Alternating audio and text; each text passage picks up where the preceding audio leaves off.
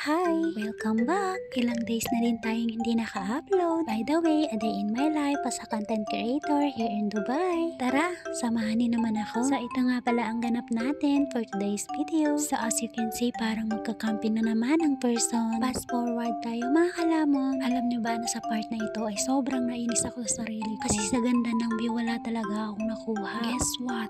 Sobrang nakakainis talaga as in. Nalobat ba naman ang cellphone ko? At ayun nga mga loves, andito na nga tayo sa apartment. Gabi na nga kami dumating dito, kaya pagka umagahan, gina-prepare ko na ang aking almusal. At syempre, hindi tayo papayag na hindi tayo kompleto. Ganda-gandahan muna tayo, kahit naman hindi totoo.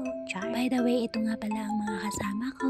Paano ba naman ako hindi gigising ng maaga? Sobrang ganda ng morning ko. My first pamangkin ko na everyday akong naaalala. I love you, mama ko. Sabi ko nga sa inyo, tinamad talaga ako mag-video. Ito nga pala ang morning breakfast natin. As usual, sumakit kasi ang ulo ng girl kaya tinamad. Muntik ko na palang makalimutan, nasa Oman pala tayo. Mamaya't naman ay mag-flight naman tayo papuntang Dubai. We just preparing kasi nga mahaba-haba ang biyahe natin. Di mamukalipatanan ka bagas pili ko siyempre sa mga wingalya. O diba sabi ko sa inyo, kuskusin talaga. Sorry naman sa salamin.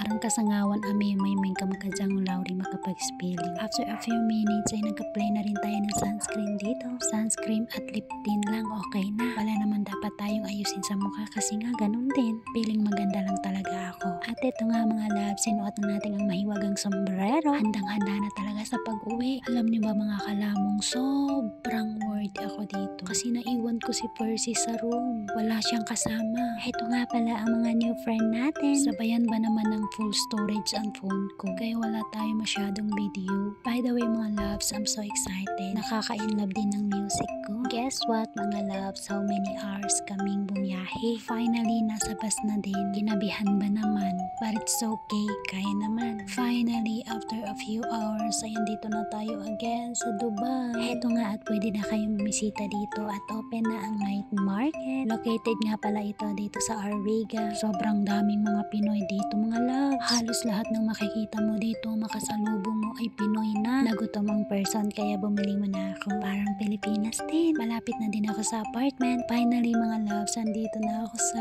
room. Parang tao na din kasi ito. Alam niyo ba na pagkakita pa lang niya sa akin ay sobrang saya na niya. O siya mga loves, hanggang dito na lang ang ating video. Thank you, bye!